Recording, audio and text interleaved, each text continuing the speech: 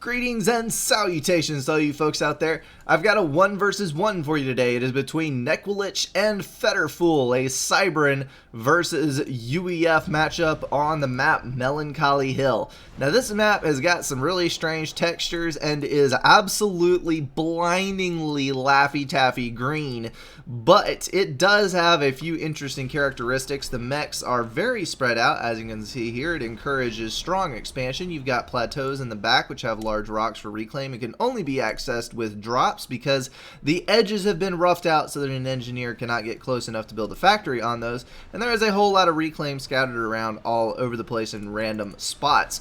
There's enough water here that technically you can get a very small amount of Navy online and it can manipulate the map, but there is plenty of landmass and spam is probably your better option. One thing you are going to have to watch out for though is the fact that the terrain is a nightmarish conglomeration of bumps and ridges. That means you're going to have to think very strategically and from the side about where you attack from, where you put your point defense, and how the flow of battle is going to commence. Now, there's a lot of people that claim this is a terrible map, and you know, from some points of view, I would have to agree with that, but I think it is a very interesting map in the way it is laid out, where there's a lot of reclaim, but it's in good locations, and just there aren't many maps that have this rough of a terrain. Somebody went crazy with the height map brush on this one, and it kind of works. I play on this map every once in a very, very long while when it pops up. Without further ado, let's go ahead and jump into the gameplay. We've got Nekwalich, of course, on the southern side going double Cybran land. That is going to give him some extra engineers to get busy on that reclaim. And then on the northern side, we've got Fetterfool dropping an early hydro, and he is going to build air. That is second air, but a fairly late second air. Let's go ahead and bump the speed up for just a second here, and we will see where this game takes us. Got a mech marine headed around the right side and the left right there. It is kind of hard to see colors on this bright of a backdrop. My retinas might be burned by the end of this cast. Mech marines, of course, are going to be speedy enough to face plant directly into the ACU before you have time to react. And then on the right hand side, it looks like this one is going to be able to kill at least one engineer before it is sniped off. Got a bomber coming down the middle from Fetterfool. Fetterfool is going to, I am sure, go for the engineers on that. He did have a scout running ahead, going to kill one engineer on the first pass. There is an air factory online, but it is currently building a transport. That bomber is going to steadily kill off. I don't know why he was aiming for a combat unit there. He should be blanketing as much of the engineer population as he possibly can.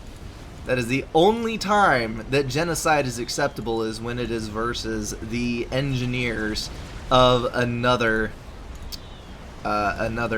player. And that's going to drop one engineer there. That's going to snag 3 mass extractors and reclaim those 2 large rocks. Looks like we're going to have another drop on this side and possibly some more. He does have a couple of spare engineers on that transport. Got an ACU out to the left-hand side, and then Fetterfool getting very brave with his commander. He is going to commence an attack directly at the base of Nekwalich. Now, ordinarily, this would be a terrible idea this late in the game. Oh, I thought that was going to kill all 3 in one pass, but that is going to circle for a bit and not accomplish a whole lot till it gets back around again. Going to kill them one at a time.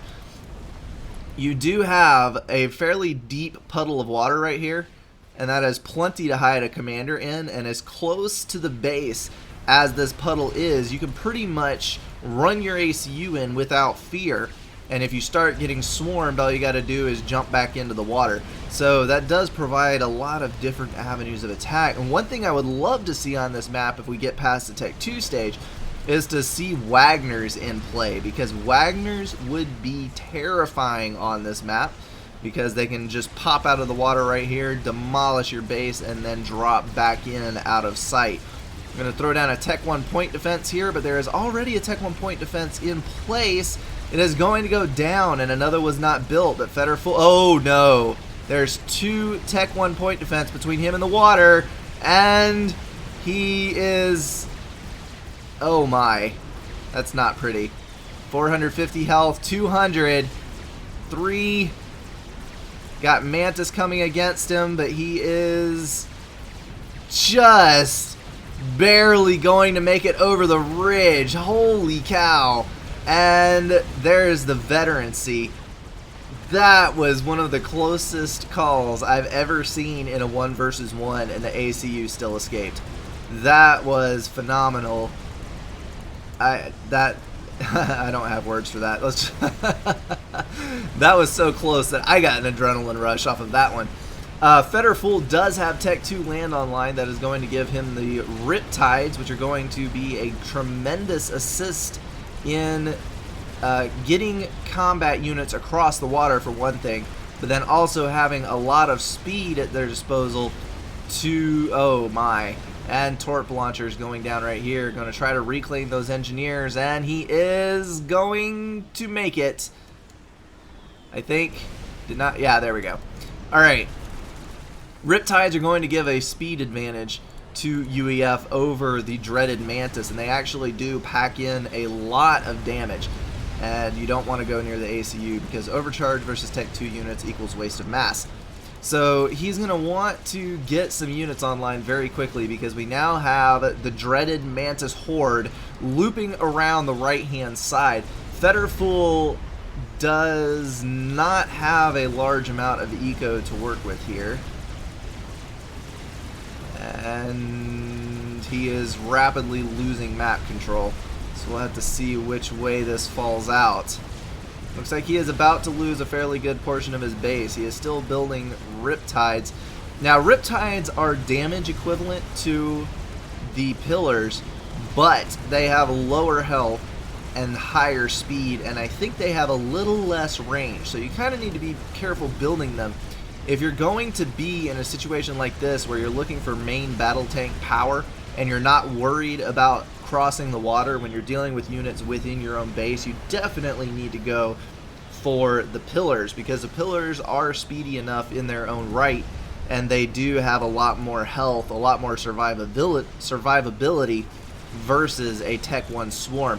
And here we see Riptides moving towards the ACU. I'm not sure that you want to expose your units to an ACU. A good overcharge and half of your units are going to be gone. But he is going to close with the ACU. Got Janus's on the job. They are rapidly knocking the health, and boom! My goodness, that was a comeback. Holy cow.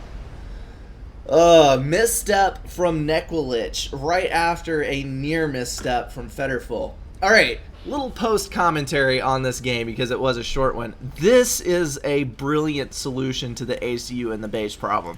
At some point, the ACU will have to leave the base, and you have only a couple of avenues of escape. I did not know that a unit could cross this actually until that ACU went across it. I was not paying attention to that flow, and he cut off escape for the ACUs, but that forced the ACU off to this side, and like I said, I don't think I've ever seen an escape that was that close in a 1 versus 1 and the ACU did not die. Pressing the advantage, Nekwalich doing very extremely well on land control, keeping in charge of large areas of the map, but in the end not being able to land the critical overcharges on those Riptides and then dying in that T2 mass. That was kind of a depressing way to go after that strong of a gameplay, but it happens. It really does. So kudos to Fetterful on the brilliant escape, and well done to both players on this map. That is going to wrap it up for this replay, guys. I will catch you in the next one.